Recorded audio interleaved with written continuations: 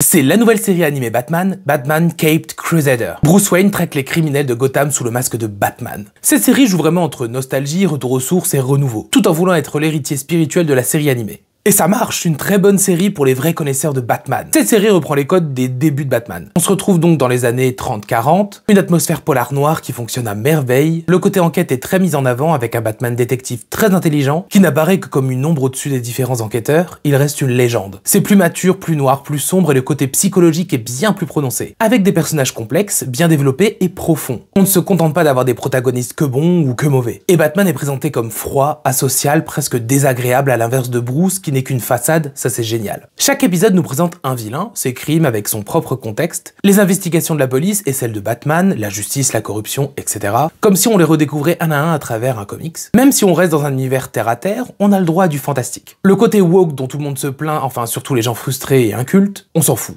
Car Batman et DC Comics ont toujours renouvelé leurs personnages et leurs origines. Changement de design, d'âge, de genre ou d'origine ethnique, ça se fait très souvent depuis des dizaines d'années. Du coup, la réinvention des différents personnages est très intéressante, ça donne un nouveau point de vue et ça surprend. Visuellement, on reprend le style visuel de Batman de la série animée et c'est réussi globalement. À part quelques petits détails comme les véhicules 3D, l'ambiance noire gothique ressort bien, le design des personnages est un hommage au début des comics, ça donne un côté rétro fabuleux, les musiques sont excellentes et les doublages réussis.